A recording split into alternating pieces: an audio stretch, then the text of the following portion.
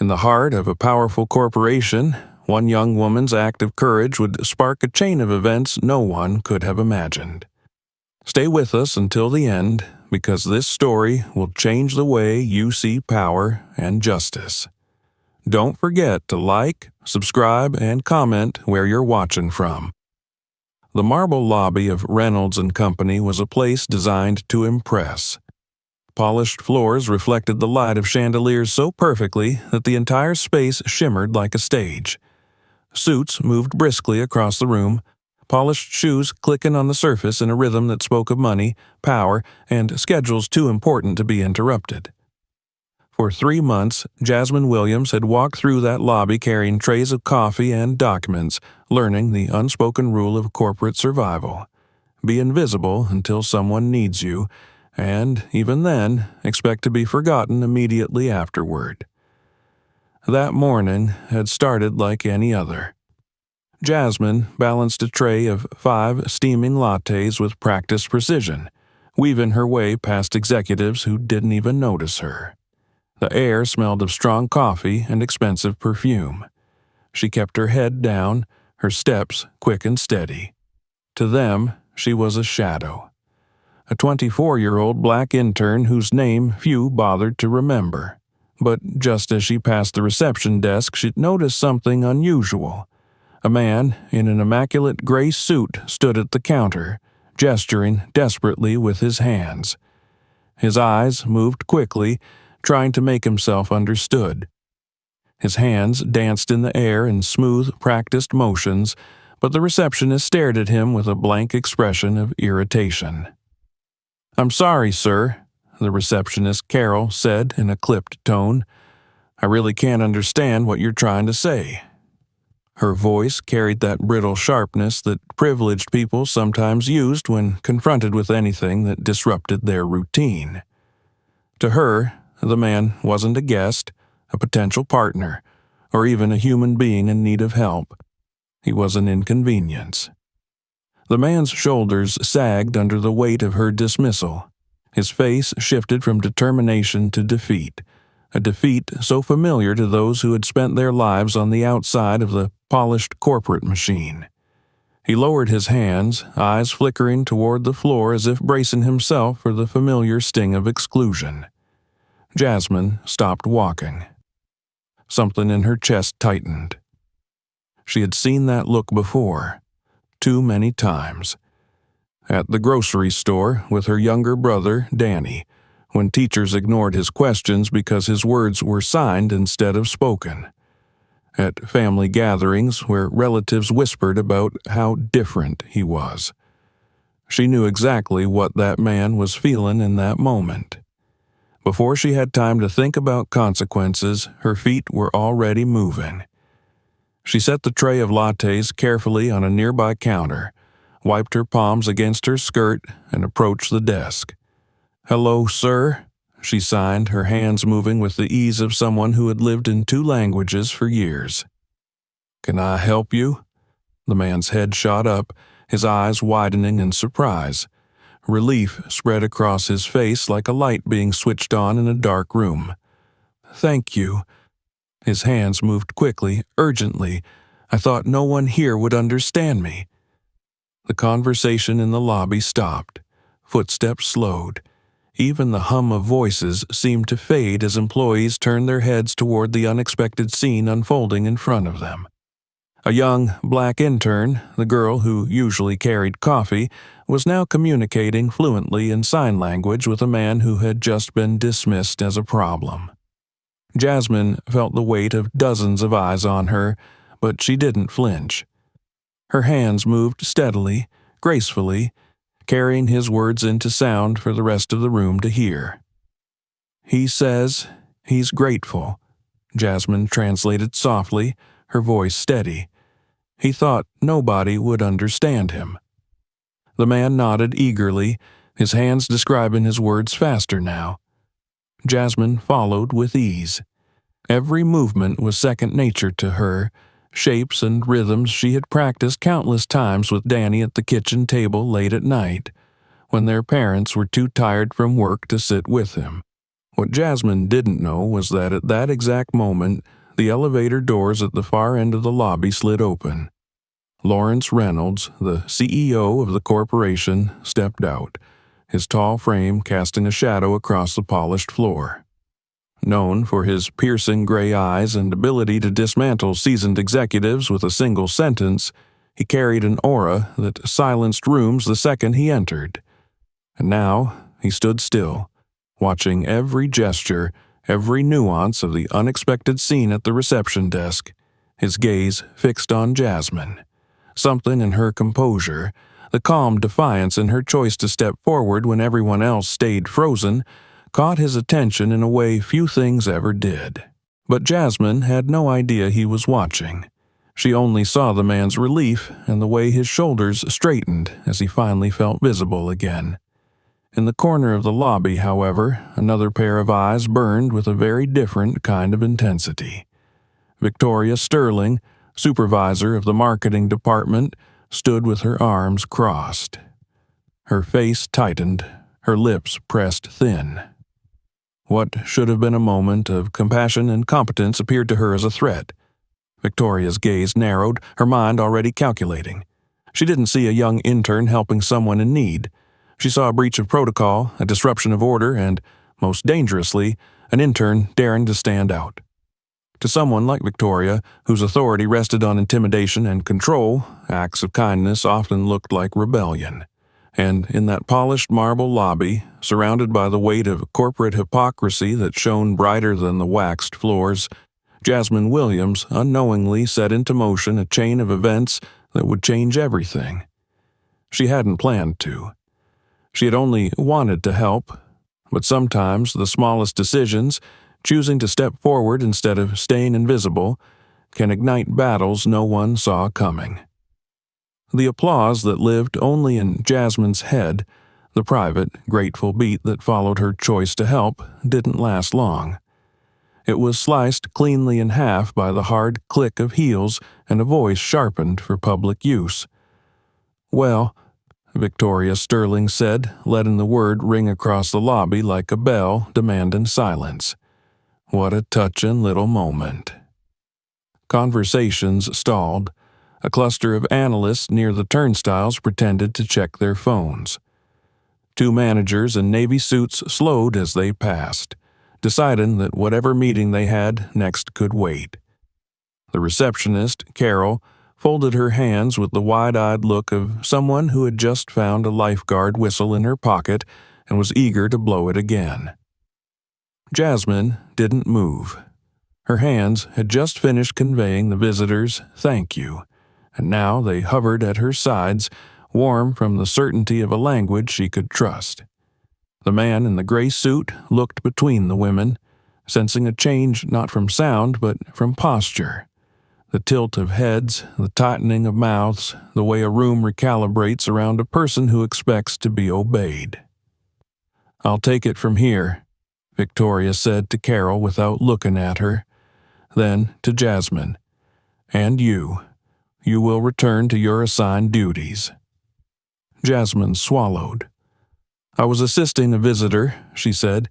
"He couldn't access protocols," Victoria said crisply, as if the word itself could block a doorway. "We have them. You are an intern. Interns do not interpret. Interns do not represent the company in client interactions. Interns do not assist beyond the scope of the tasks assigned to them. Do you understand?" A thin laugh flickered from somewhere behind the security desk and died quickly. A few eyes slid away, the way eyes do when they want to watch, but not be caught watching. The man in the gray suit lifted his hands, hesitant, almost apologetic. His fingers formed a slow inquiry toward Jasmine. "Am I causing trouble? I can wait." He added a small, careful shrug that did not belong on anyone wearing a suit that well. Jasmine answered him first, hands steady. "You're not causing trouble. You deserve to be understood." Then she spoke aloud. "He needs to communicate with someone from the company. He hasn't been offered an interpreter." I stepped in because no one, Victoria repeated, savoring the phrase as if Jasmine had handed her a slip of paper with a confession on it, authorized you to do so. She took 2 steps closer. The marble carried the sound forward like an announcement. Authority arriving. Up close, Victoria's smile looked professional, in the way a lock looks professional, polished, purposeful, designed to keep certain things shut. "What's your name again?" she asked, although she knew it. The lobby knew she knew it. "Jasmine Williams," Jasmine said. "Jasmine," Victoria said, choosing the intimacy of the first name like a forceps. "You have been here, what? 3 months. In 3 months, your job is to learn. Learning does not include improvising public-facing roles. Learning does not include performances." "Performance," Jasmine repeated, too softly for it to be a challenge and too clearly for it to be anything else. The receptionist's lips twitched. Someone coughed. The man in the gray suit took a half-step backward, instinctively making himself smaller, which somehow made the entire moment feel larger. Victoria spread her hands, benevolent judge. "Nobody is saying kindness is wrong," she said, "but this is a Fortune 500 corporation, not a community center. We follow procedure. If a visitor requires special accommodation, they schedule it. You don't take it upon yourself to be the savior. It creates liability, it creates confusion, and it creates—" She paused, eyes flicking towards the growing circle of onlookers, spectacles. The last word landed with a neat, humiliating click.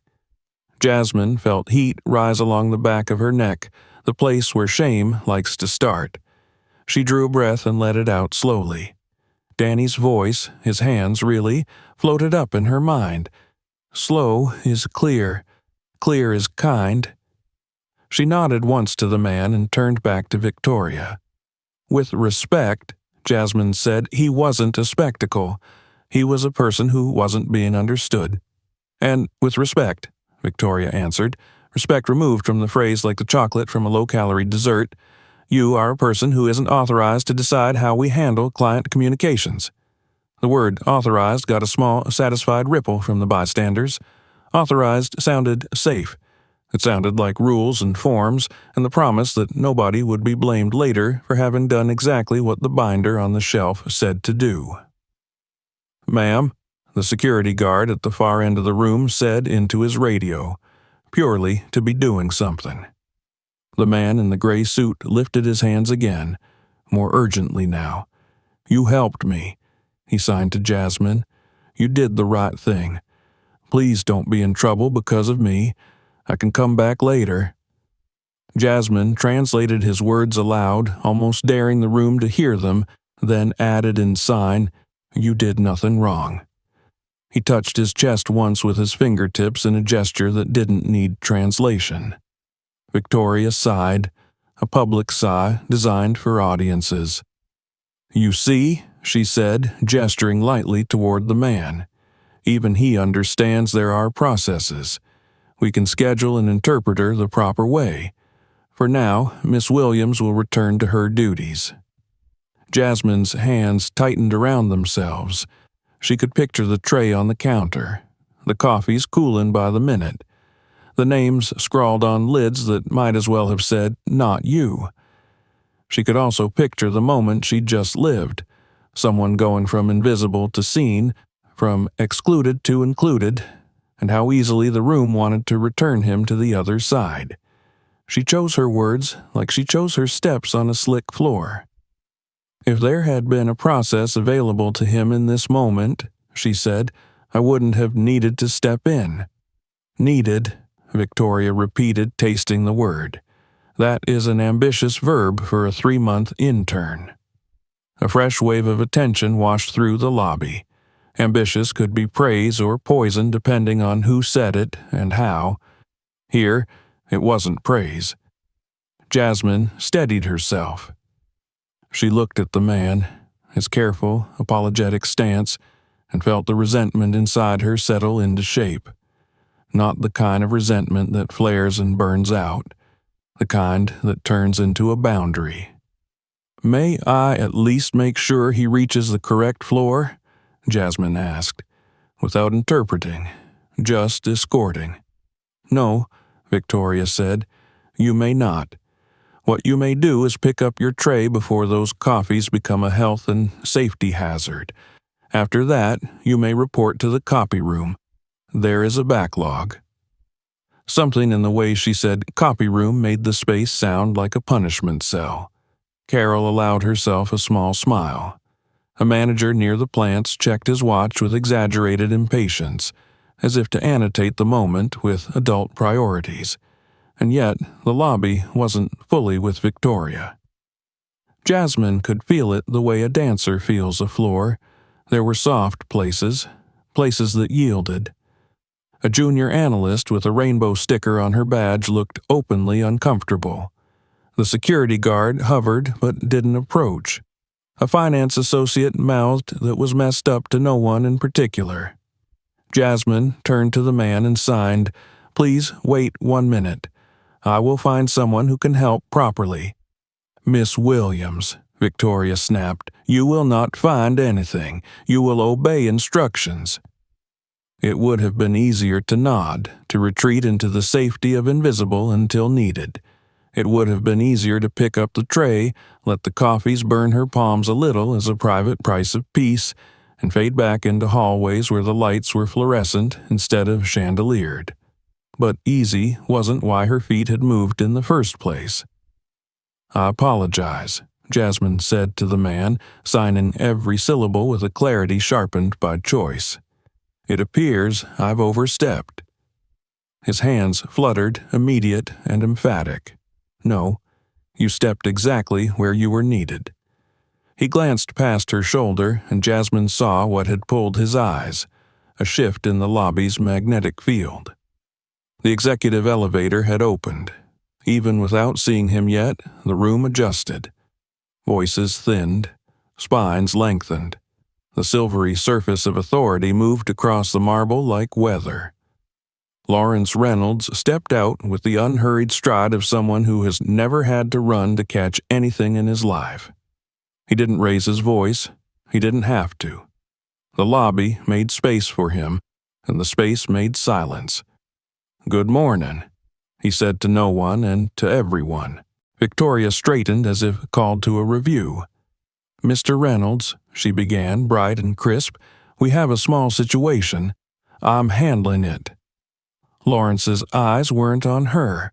They were on Jasmine and the man in the gray suit. His gaze moved like a scanner, not cold, but precise. Jasmine felt pinned and seen at the same time. Noticed finely, but under a light that could either warm or burn. "What's your name?" he asked the man gently, as if the word name should never have to shout. The man hesitated, searching for the right avenue to travel. Jasmine lifted her hands. The first gesture was an opening door. "He is deaf," she said, and signed as she spoke. "I can interpret if you'd like." Victoria drew a breath. "Sir, with respect, that's exactly the issue." This intern took it upon herself to interpret without authorization. "I was just explaining our protocols to her. We need to make sure we don't create liability by communicating?" Lawrence asked, mild enough to be dangerous. Victoria's smile wavered. "By deviating from established procedure. We can schedule support properly for visitors who require support," Lawrence repeated, as if setting the word on the counter to see whether it wobbled. His attention returned to the man. "May I?" he asked Jasmine with a small, almost imperceptible tilt of his head that acknowledged the reality in front of him rather than the policy behind him. Jasmine nodded. Her hands spoke.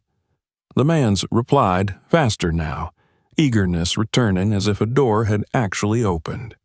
Jasmine carried the conversation across the gap, a simple relay, exact and clean. "He says his name is Diego Martinez," she translated. "He has a scheduled meeting this morning on the executive floor." A very small shift moved through the cluster of watching faces. The executive floor was air with a different oxygen level. People who went there did not usually start at the reception desk explaining themselves to someone who did not want to see them. Lawrence's expression didn't change.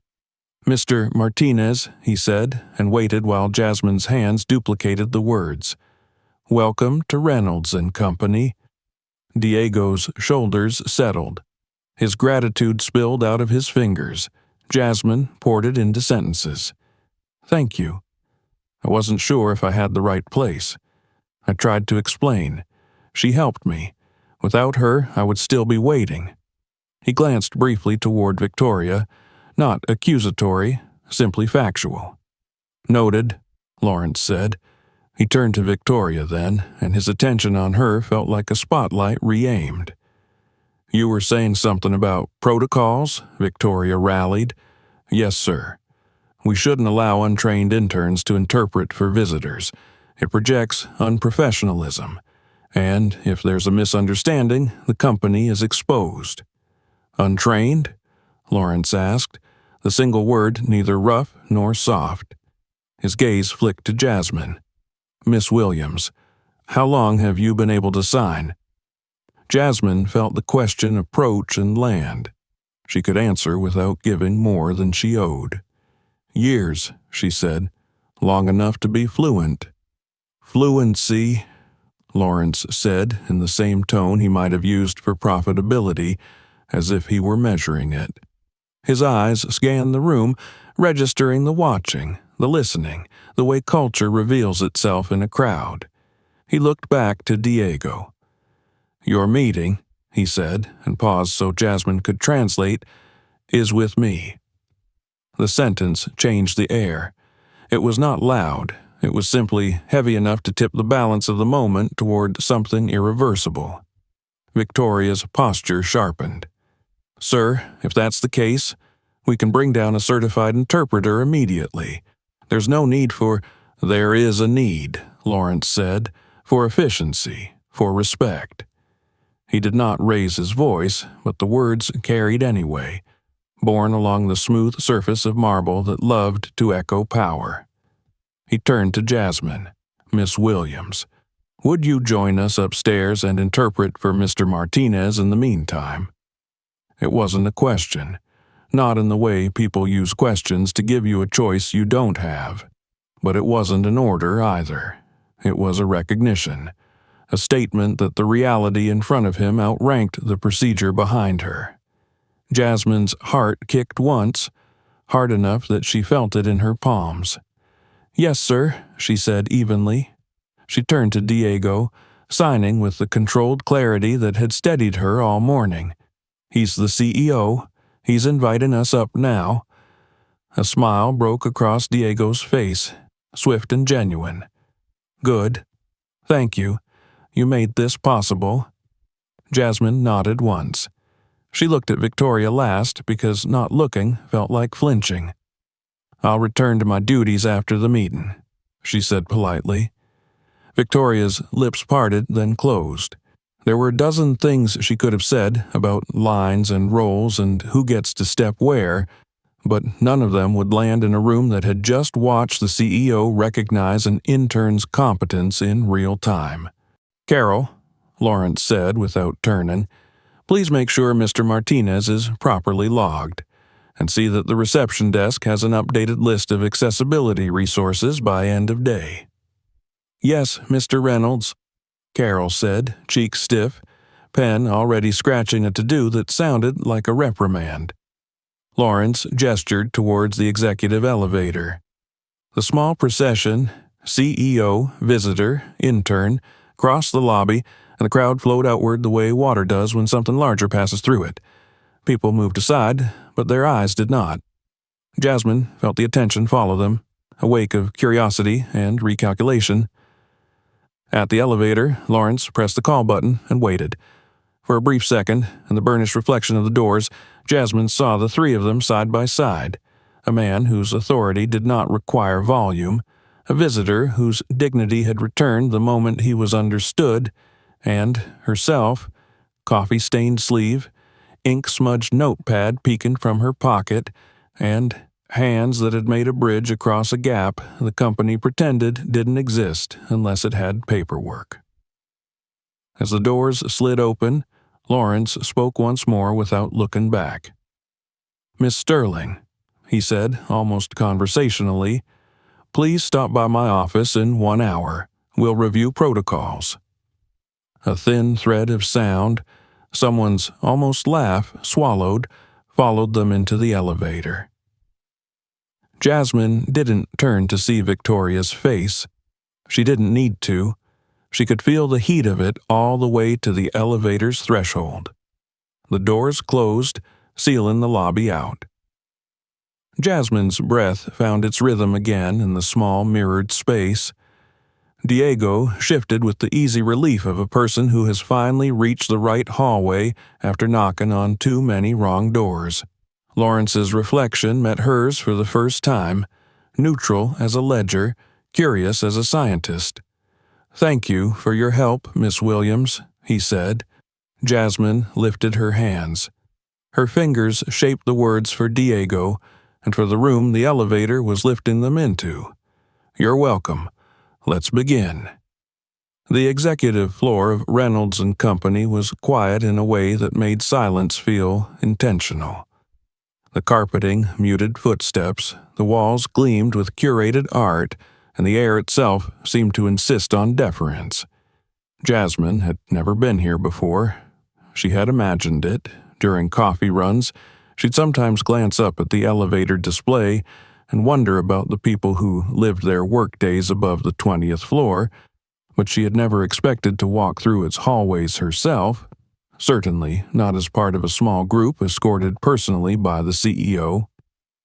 Diego Martinez walked beside her, his steps calm now that he was understood. His hands moved occasionally, small gestures like punctuation marks to the conversation Jasmine carried between him and Lawrence Reynolds. She signed fluently, her voice bridging the gap between silence and speech, the rhythm steady enough that the elevator ride had already felt like a rehearsal for what was to come. Lawrence pushed open the door to his office. It was vast, paneled in dark wood with a panoramic view of the city that seemed almost unreal. The desk was enormous, but uncluttered. Behind it hung a photograph in black and white. A girl with bright eyes holding a basketball, her smile wide, her hands mid-gesture in a language Jasmine immediately recognized. "Please, sit," Lawrence said. Diego chose a chair to the left of the desk. Jasmine hesitated, unsure if she should stand at the edge like an assistant. Lawrence noticed. "You too, Miss Williams," he said. His tone wasn't indulgent. It was matter-of-fact, as though her presence was no longer negotiable. She sat back straight, her notepad balanced on her lap. The meeting began. Diego explained his organization's mission. Accessibility in corporate America, not as an afterthought but as an integrated practice. He signed with the speed of conviction, his gestures sharp, certain. Jasmine translated, her voice carrying the passion he expressed in motion. She almost forgot Lawrence was watching both of them with the same level intensity. After an hour of discussion, the room grew quieter. Papers had been exchanged, contracts outlined, points debated. Diego leaned back, his expression satisfied. "I appreciate your company's willingness to commit to this project," he signed. "But more than that, I appreciate the young woman who made this conversation possible today." Jasmine translated his words. She felt her cheeks warm. "Indeed," Lawrence said softly. Then he surprised her. He lifted his own hands, awkwardly, hesitantly, and signed a simple phrase, "Thank you." Jasmine blinked. His hands were stiff but recognizable. He wasn't fluent, but he had practiced enough to communicate. "You sign?" she said, half question, half statement. "My daughter taught me," Lawrence replied. His voice carried a weight that wasn't usually heard in corporate settings. He gestured toward the photograph behind his desk. Sarah, she was deaf. She passed away 3 years ago, but before she did, she insisted I learn. Said I'd never understand her world unless I could speak it even badly. Diego's expression softened. He signed slowly. She was right. Jasmine repeated the words aloud. Lawrence's jaw tightened briefly. Sarah used to tell me, he continued, that people who truly understand communication don't just translate words, they translate souls. He looked at Jasmine directly. That's what I saw in the lobby. Not an intern showing off, someone translating dignity. Jasmine felt her throat tighten. For a moment, she thought she might not be able to respond at all. She busied her hands translating his words for Diego, but her own mind spun. This wasn't the way corporate leaders spoke.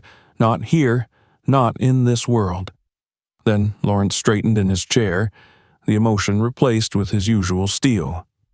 Diego and I have been discussing implementation strategies, but I believe we've already found the person who should lead this project. Jasmine looked around as if he meant someone else. Miss Williams, Lawrence said, would you accept the role of senior consultant for our accessibility initiative? The words hung in the air. Jasmine blinked. Senior consultant? She repeated, her voice incredulous. With the corresponding salary, Lawrence said, his tone practical. An office of your own, autonomy to hire a team, authority to direct policy. She stared at him, half convinced this was a test she could fail by answering wrong. Diego leaned forward. His hands moved quickly, almost playfully. He's serious. He wants you to lead. I agree. You're the right person. Jasmine repeated it aloud, but her heart raced faster than her words. She stopped. Words felt slippery. I don't know what to say. Say yes, Lawrence replied simply. Jasmine's mind flashed. Her brother, Danny, signing late into the night at their kitchen table. Her parents working 2 jobs each. Her own exhaustion after shifts at the restaurant, then rushing to this internship where she was invisible until today. She thought of Victoria Sterling's sharp smile in the lobby. The word ambitious spat like an insult. And she thought of the man beside her, who would have left the building defeated if she hadn't chosen to step forward.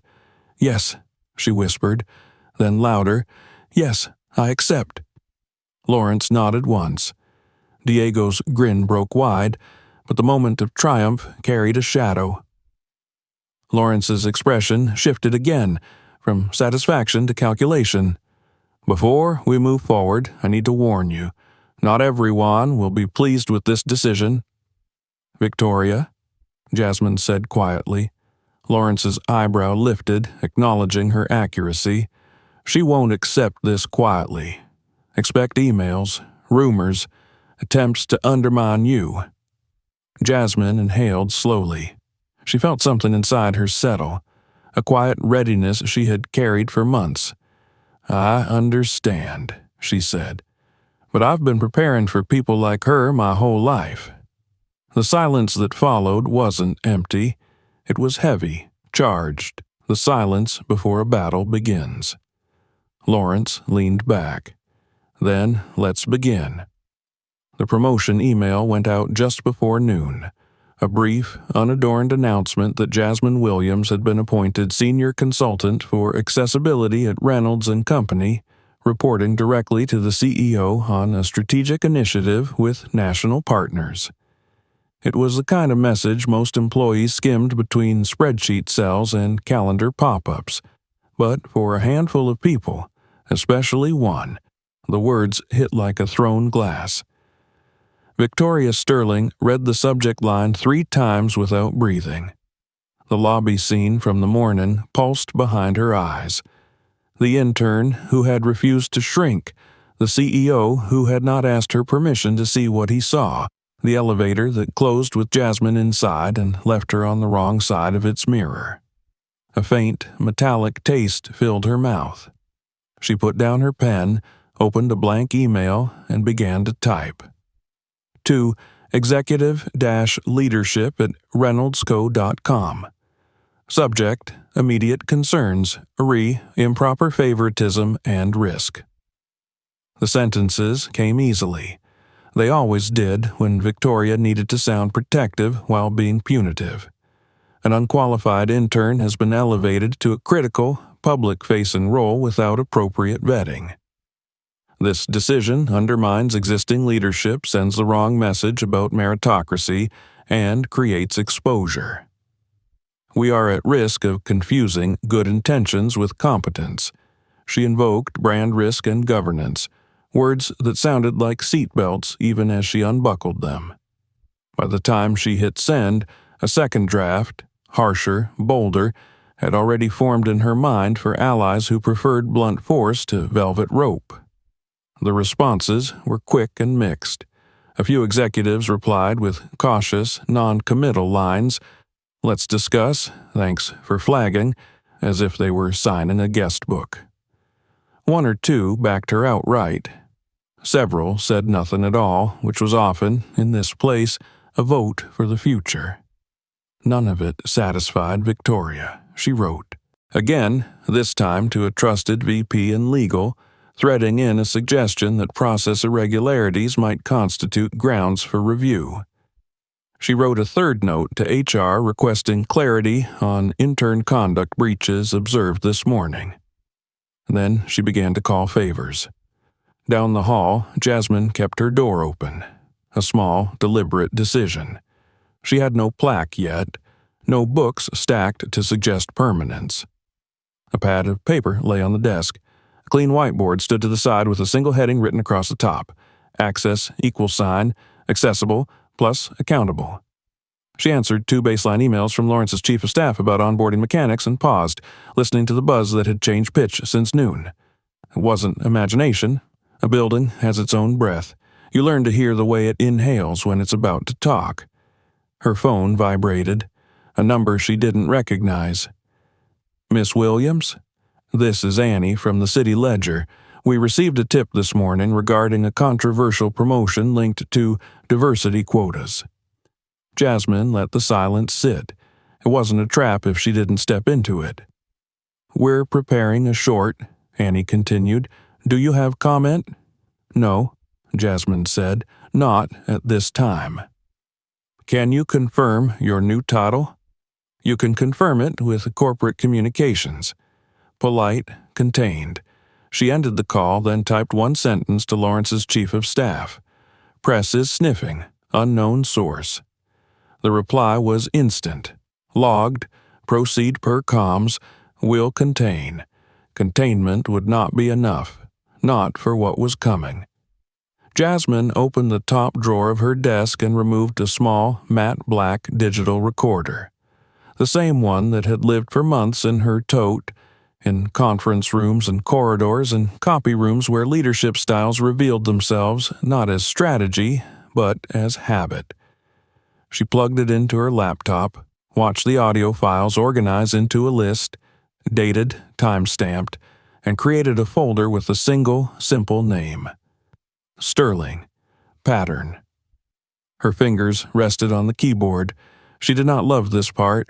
Evidence was a blade without romance, but it was also a life jacket. Danny's advice flickered in her memory like a handshape held long enough to be remembered. Don't argue with fog.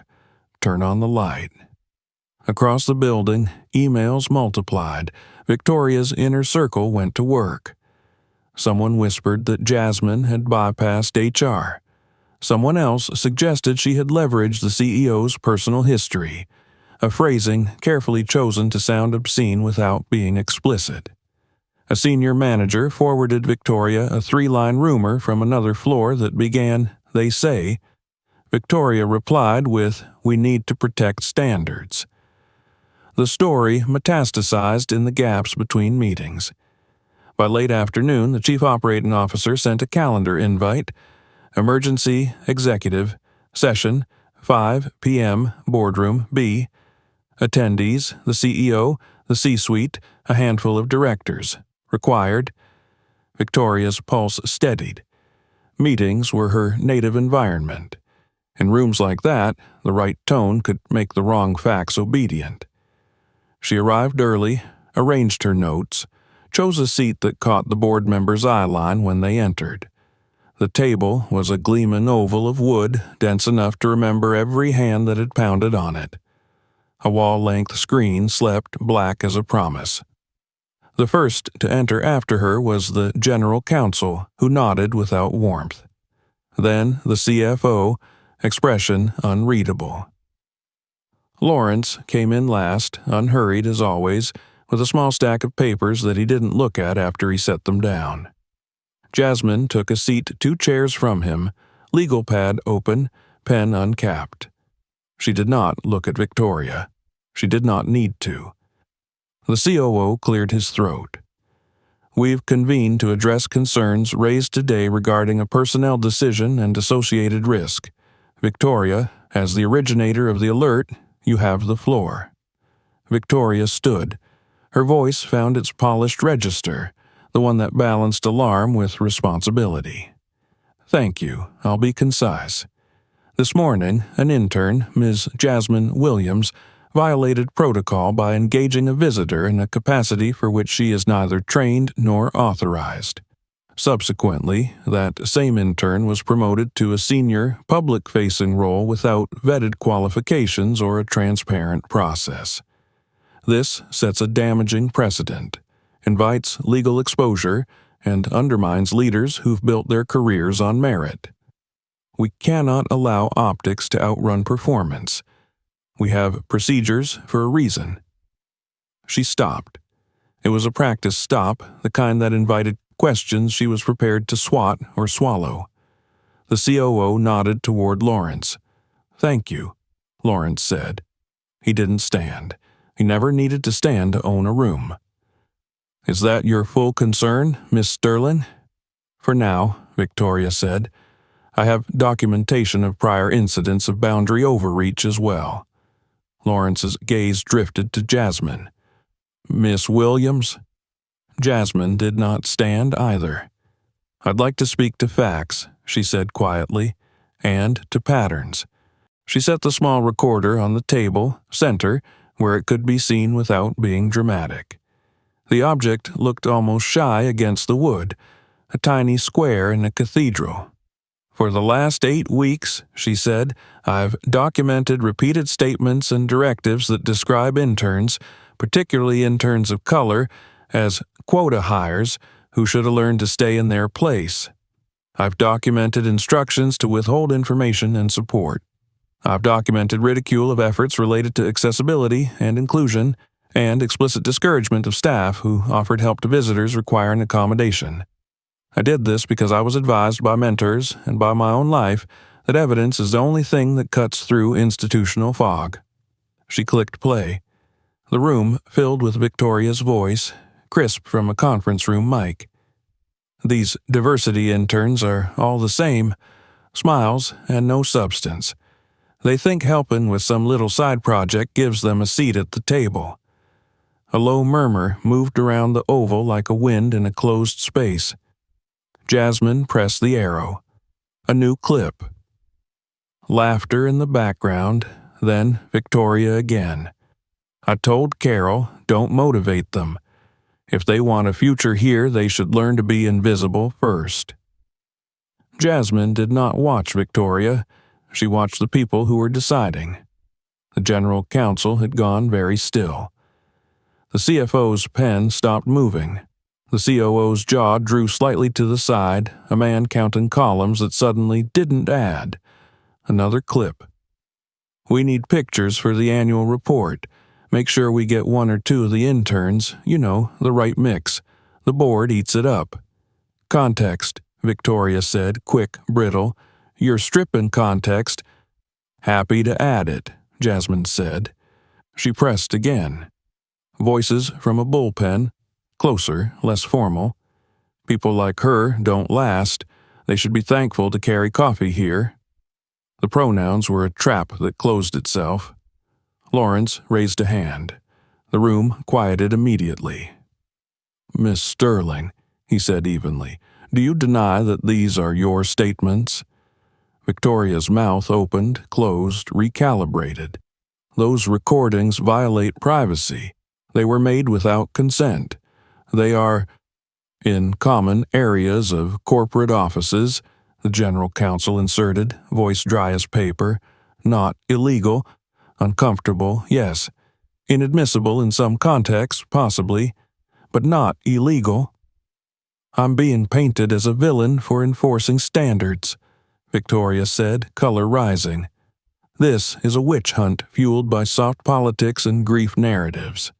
With all due respect, sir, I know you have a personal history that makes this topic tender, but we cannot—" Something in the room snapped that had nothing to do with sound. Lawrence didn't change volume. He didn't need to. "My daughter's death," he said, each syllable flat and precise, "does not make me irrational, and Miss Williams' competence does not make her a symbol. It makes her competent. You're not in trouble because you enforce standards. You're in trouble because you used your position to belittle, exclude, and obstruct, and you did it often." Diego Martinez appeared in the doorway then, as if he had been summoned by the weight of the word often. Two people from corporate communications trailed him, and with them a camera team, not from the press but from Diego's organization, documenting best practices and failures in corporate accessibility. The COO started to object. Lawrence lifted a hand again. "Let them stay," he said. "Transparency is not our enemy today." Jasmine tapped one final clip. It was quiet at first, footsteps on marble, the lobby's echo. Then Victoria's voice, unmistakable. "We are not a community center. We don't need saviors. We need people who do as they're told." Laughter, not cruel but complicit. The sound of a culture condensing into a sentence. The recording stopped. The room's silence returned, but not the same silence as before. This one had edges. "Miss Sterling," Lawrence said, standing now at last, "you are terminated for cause, effective immediately. HR and security will meet you in your office to coordinate your exit. You will have no further contact with your team." He paused. "And, for your sake, I strongly suggest you retain counsel." "You can't," Victoria began, but the sentence didn't know how to finish itself in a room where the future had just been declared. Lawrence turned to the comms team. "Draft a statement. We have zero tolerance for discriminatory conduct. We reaffirm our commitment to accessibility and inclusion as a core business competency, not a slogan." He faced Diego. "If you choose to include any portion of this in your case studies, include the whole arc. Where we failed, what we fixed, who did the fixing." Diego nodded once, solemn as a signature. The COO cleared his throat, glanced at Jasmine. "Miss Williams," he said, and for the first time there was no condescension attached to the miss, "do you have immediate recommendations while we transition?" Jasmine didn't announce satisfaction. She didn't feel it.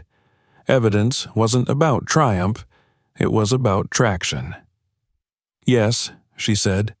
3 immediate steps. First, centralize requests for accommodation and publish a live resource index at reception. Second, mandatory training for all client-facing staff, practical, not performative, delivered with accountability metrics. Third, appoint an interim sponsor from the C-suite to remove roadblocks during rollout. She looked at Lawrence. "If you agree, we can start tomorrow." "We'll start tonight," Lawrence said. Victoria stood very still, eyes glossy, as if the room had moved without her. For a heartbeat, Jasmine felt something like grief, a small, tired sadness for how people break themselves on the altar of control. But she didn't mistake feeling for obligation.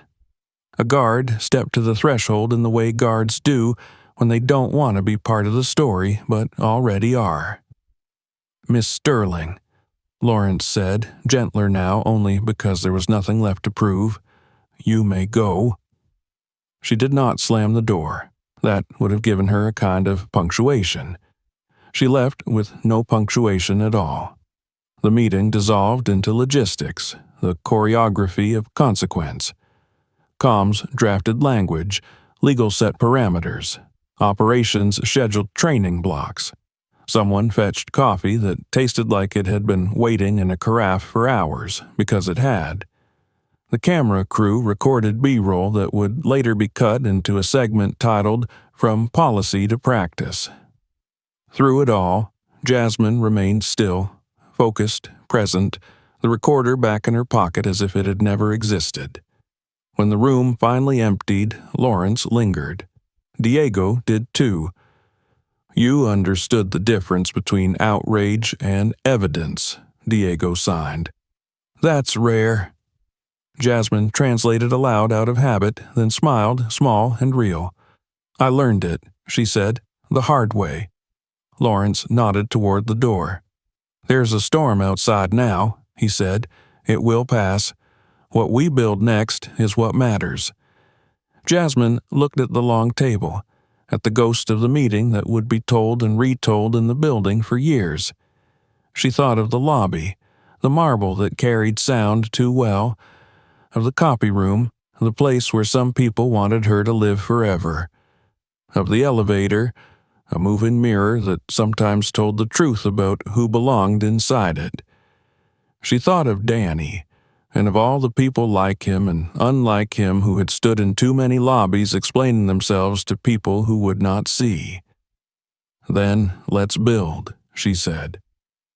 They left the boardroom together, the door closing softly behind them, not with finality, but with the courtesy of a chapter ending on time.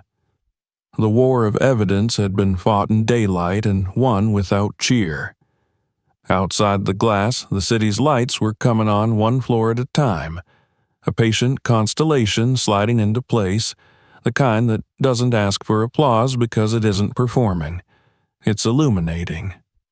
6 months later, the marble lobby of Reynolds and Company no longer felt like the same place. The chandeliers still glittered, the polished floor still reflected every step, but the current running through the building was different. Where there had once been the low hum of indifference, there was now a deliberate attentiveness. Reception staff greeted visitors in multiple languages, including sign. Digital displays listed accessibility resources. A ramp had been installed where, for decades, only stairs had announced exclusivity. Subtle changes, but together they signaled something new. The company had decided to see. Jasmine Williams walked across the lobby that morning, not as an invisible intern, but as Executive Director of Accessibility and Inclusion, a title etched in brass on the door of her corner office 26 floors above. People noticed her now. Some smiled genuinely. Others glanced quickly, then away, as if embarrassed to remember the days when they had watched her be humiliated without lifting a hand. Jasmine acknowledged them all with calm nods. Recognition wasn't the goal. Transformation was. Her department had grown from one person with a notepad to a division of 40, with analysts, trainers, and consultants working on contracts across the country. Fortune 500 companies had sent delegations to study the Reynolds model. Harvard Business School had assigned a case study titled "Turning Discrimination into Design," the Williams Initiative. The numbers were impressive. Contracts worth millions, revenue up by more than 300%. But the culture shift mattered more. Inside her office, floor-to-ceiling windows opened onto the city skyline. On the desk sat a gold plaque engraved with her name.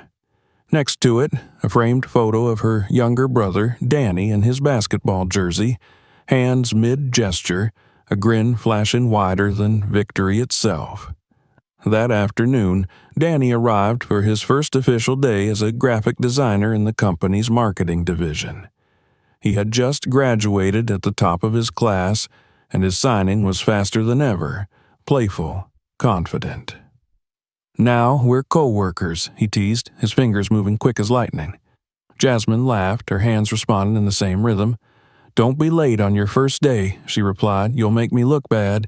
He rolled his eyes dramatically, and for a moment the office felt like their kitchen table again, late-night study sessions and whispered promises that one day they'd both be seen. Now, that day had come.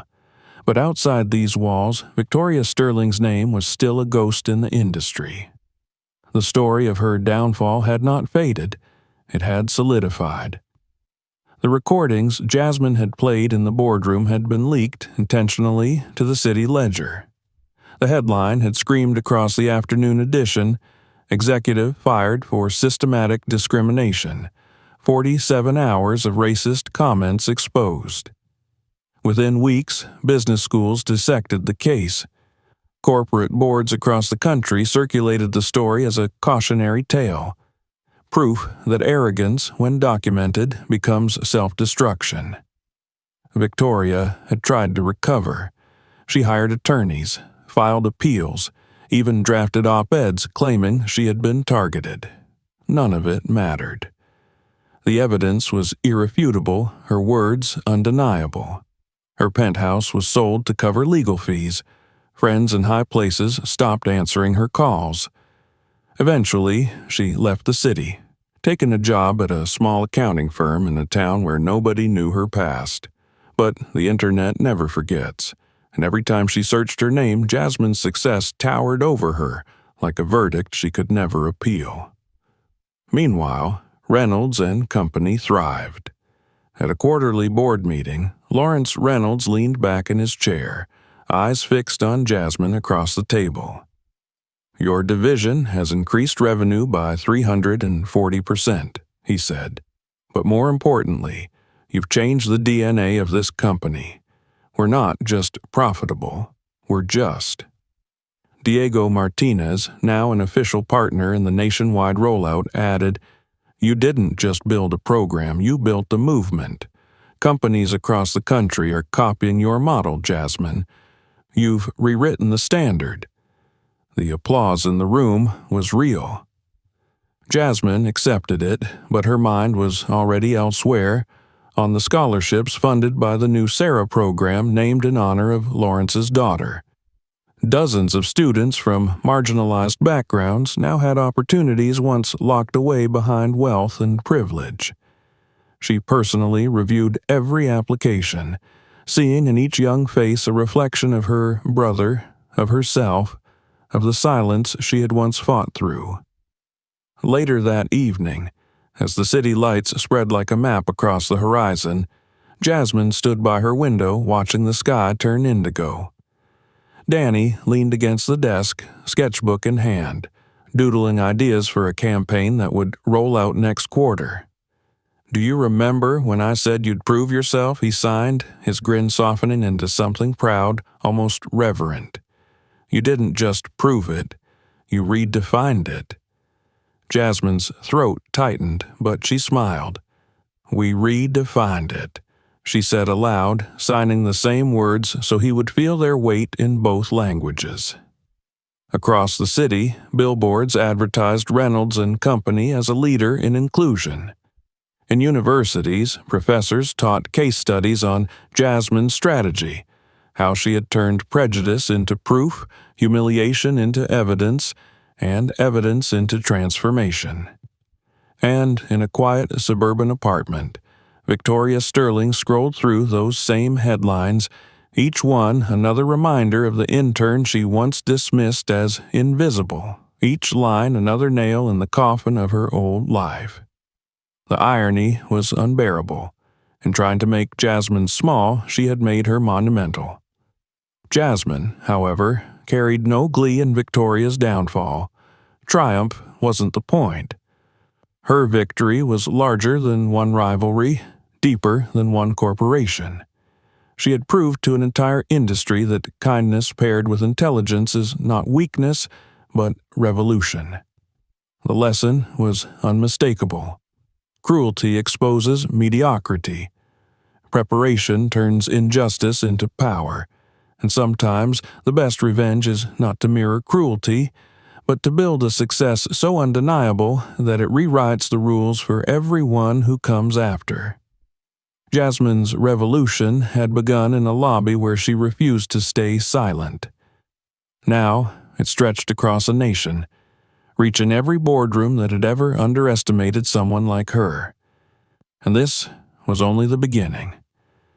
In the heart of a powerful corporation, one young woman's act of courage would spark a chain of events no one could have imagined. Stay with us until the end, because this story will change the way you see power and justice. Don't forget to like, subscribe, and comment where you're watching from.